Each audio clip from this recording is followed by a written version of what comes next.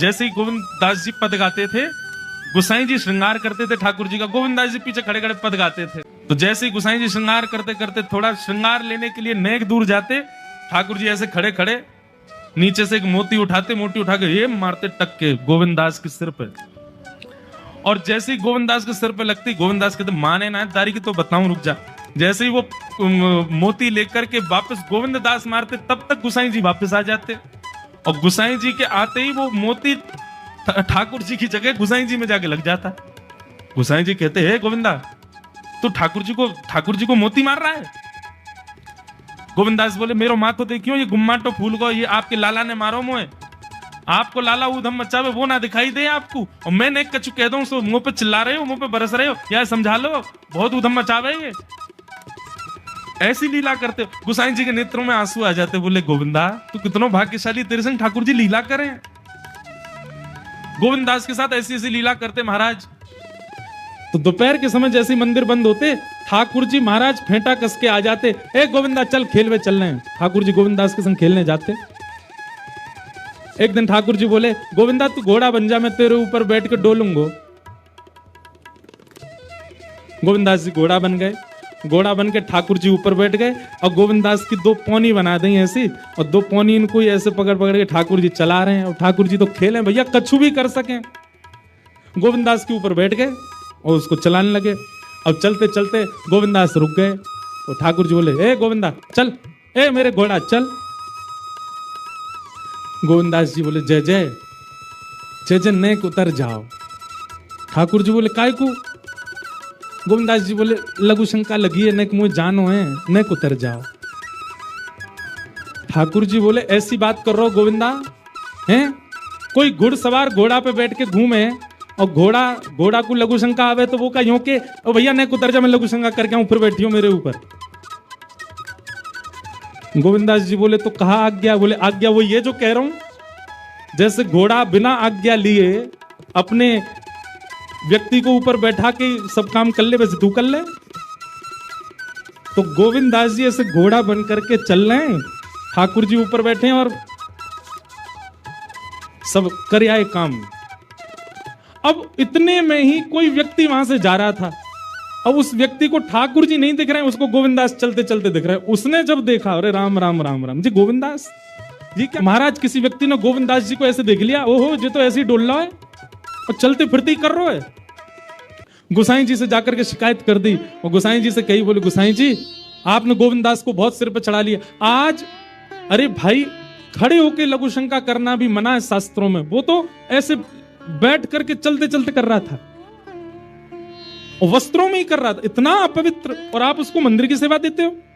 गोसाई जी को सुन करके अच्छा नहीं लगा। शाम को स्नान आदि करके दूसरे वस्त्र पहन करके गोविंद दास आए।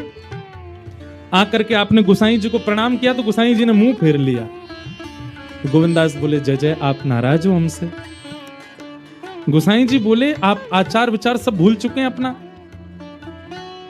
आप इस प्रकार से आज कुछ कर रहे थे, मुझे लोगों ने बताया आकर के। गोविंद दास जी बोले आपकी बात है जाए तो मैं बोलूं? बोला बोलो। बोले मोते मत कहो, अपने लाला को समझाओ। जय हट करके बैठे, जय जिद करे, कहा करूं, कहां तक समझाऊं जाकू मैं?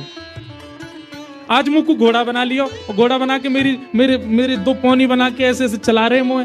तब मैंने इनसे कहीं जय जय उतर जाओ, मैंने एक लघु शंका कर आऊं, स्नान कर आऊं, फिर बैठ जाइयो। तो मुझे बोले घोड़ा कभी आज्ञा ले, तू तो मेरा घोड़ा है, ऐसे कर ले। इनकी आज्ञा सो मैंने कियो, मैंने अपनी इच्छा सो नहीं क्यों? नहीं मैं क्यों करूंगा ऐसा? गोविंद दास जी की बात सुनकर के गोसाई विठल नाथ जी इतने भावुक हो गए, इतने भावुक हो गए। उस दिन गोसाई जी ने नियम बना दिया, सबको बोल दिया, बोले सुनो आज के बाद गोविंद दास कुछ भी करे इसकी शिकायत हमसे मत करना। क्यों? गोविंद दास अपनी इच्छा से कुछ नहीं करता, जय जय कराते हैं उससे, ठाकुर जी कराते हैं उससे। एक बार ठाकुर जी गोविंद दास से बोले ए गोविंद दास, बोले हाँ मेरो दाल बाटी खावे को मन हेरो है, तो दाल बाटी चूरमा। ठाकुर जी बोले ए गोविंदा, ऐसे ही बोलते थे, बोले मोए दाल बाटी खानी है। गोविंद दास बोले 56 भोग बनते हैं रसोई में, अपरस में मुंह पे पट्टी बांध करके महाराज रसोईया बनाता है। अपरस में यमुना जी का जल आता है वहां से वृंदावन से, उसके जल में सुंदर प्रसादी बनती है। इतने सुंदर शुद्ध भोजन को छोड़ के यूं कह रहे दाल बाटी खानी है। ठीक है मैं आज बोल दूंगा रसोई घर में बनवा देता हूं। बोले ना रसोई की ना खानी तो बोले तेरी कदम खंडी में आऊंगा।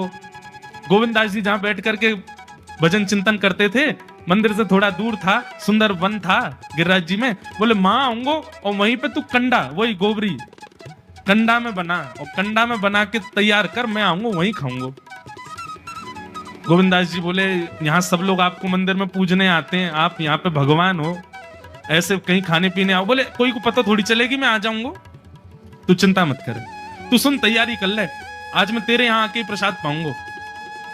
गोविंददास जी चुपचाप मंदिर से भाग गए, किसी को बताया नहीं। किसी को पता थोड़ी कि ठाकुर जी ऐसे बाहर भी चले जाते हैं, सबको लगे अंदर ही रहते हैं ये।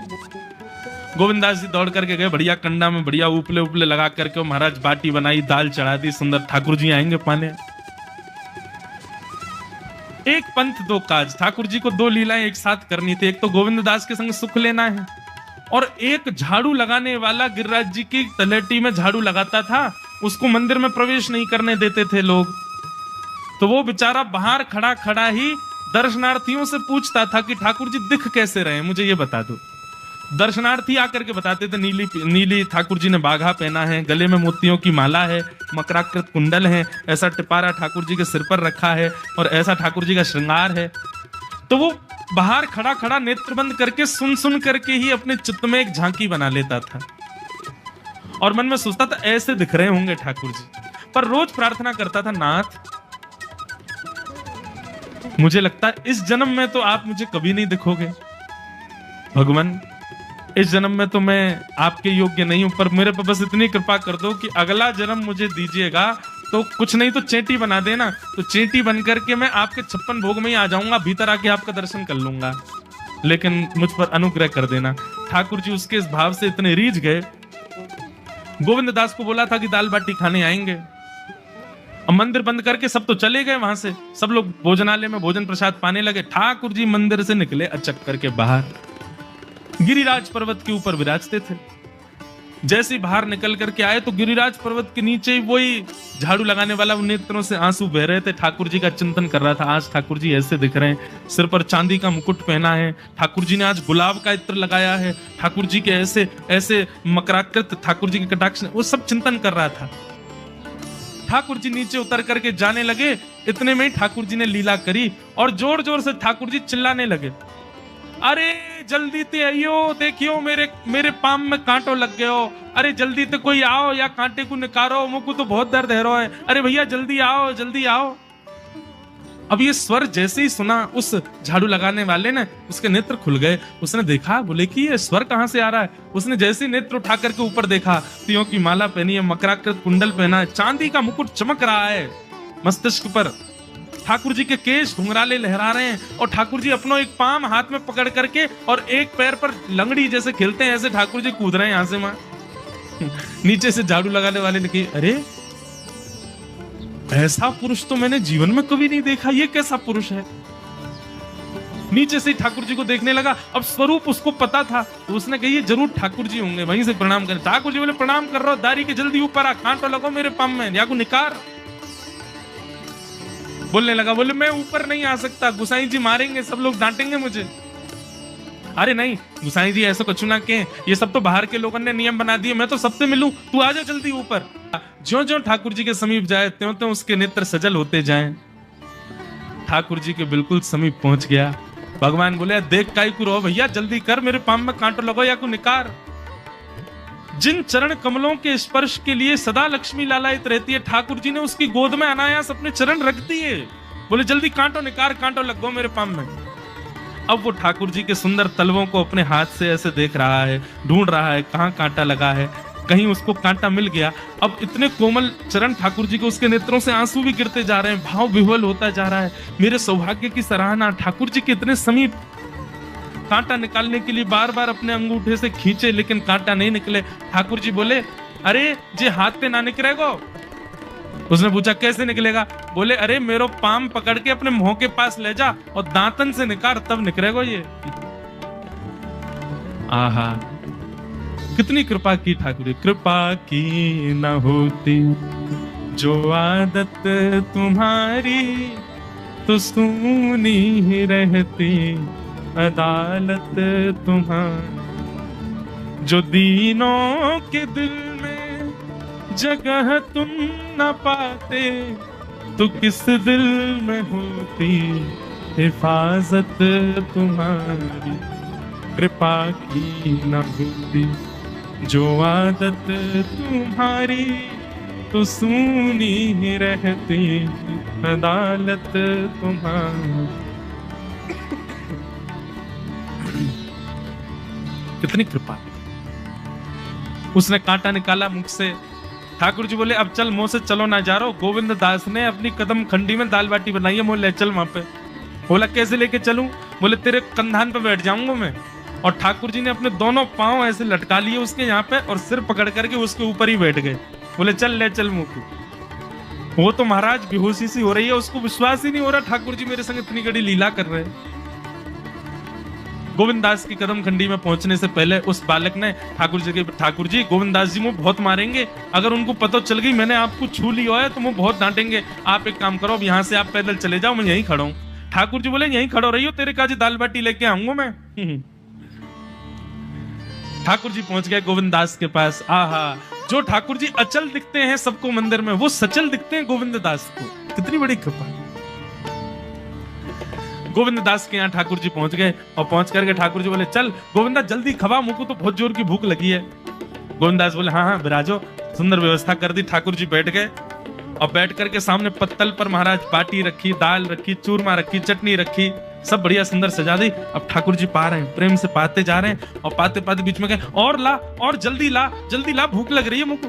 गोविंद दास बोले पहले इनको तो खाई लो। अरे ना तू जाने ना है मंदिर में मेरे भूख कैसे लगे, थाली में 2 रोटी और ये सब्जी, इनते मेरा भूख पेट थोड़ी भरे। मेरे सामने तो सबरी सामग्री धर दो, मेरो जो मन होगा मैं उठा उठा के पाते जाऊंगा। अरे गोविंदा जल्दी जल्दी लेके आ। अब गोविंद दास जी पीछे मुड़ करके बढ़िया सुंदर बाटी वाटी सेके। इतने में ठाकुर जी क्या करें, एक बाटी तो खा जाएं और दूसरी बाटी उठा के अपनी जेब में धरते जाएं। वो संग आयो बाकी काजी लेके जानी है। अब तुम्हारा ठाकुर जी खाते जाएं, भरते जाएं, खाते जाएं, भरते जाएं। गोविंद दास बोलो ठाकुर जी ये तो मैं मानूं कि आपकी खुराक बहुत है, पर इतनी ज्यादा है ये मुझको विश्वास नहीं है रहा है। क्यों हैं 56 बाटी खा गए हो अब तक आप? अरे कोई तुकना है, पेट है कि समुद्र है, कुआ है, कहा है आपको? ठाकुर जी बोले अच्छा दारी के ऐसे बोले चलो जाऊंगा मैं। अरे नहीं जय जय आप तो पाओ। ठाकुर जी तो जेब में भरते जा रहे थे। अब ठाकुर जी का पेट भर गया। ठाकुर जी बोले चल भैया गोविंदा, बोले चुपचाप चलो और आचमन करो, शुद्धि करो, तब जाइयो मंदिर में। वहीं गोविंद कुंड के पास में गोविंद दास जी ने जबरदस्ती ठाकुर जी बैठा दिए। बोले हाथ में जल लो। ठाकुर जी जल लेकर के बैठे। बोले अब करो अपवित्र पवित्रो वा सर्वावस्थांगतो पिबा। ठाकुर जी आचमन कर रहे हैं, अपने पवित्र कर रहे हैं ऊपर से लेकर नीचे तक। इतने में ही गोविंद दास बोलते बोलते पीछे के गए और ठाकुर जी की पीठ पे जाकर के एक धक्का दियो महाराज, पूरे ठाकुर जी डुबा दिए कुंड में। ठाकुर जी पूरे ऊपर से नीचे तक भीज गए। ठाकुर जी दारी के तेरी शिकायत करूंगो, गुसाई जी तक कहूंगो तू ऐसे करे मेरे संग। गोविंद दास बोले मैं बता दूंगा तुम कौन कौन के कंधान पे चढ़ के घूमो। हाँ मंदिर के लिए इतना नियम बना रखो है, नहा के आओ, धो के आओ, हाथ पांव खासा करके आओ और कुछ अपवित्र वस्तु मत छीलेना, अपरस में रहना, गीला वस्त्र तन पे होना चाहिए। आपकी सेवा के लिए इतने नियम और खुद क्या कर रहे हो? ऐसे गोविंद दास वो कह रहे हैं यद्यपि रूप गुण शील सुधरता, इन बातन न रिझई है, प्रीतम प्रीत ही सोई।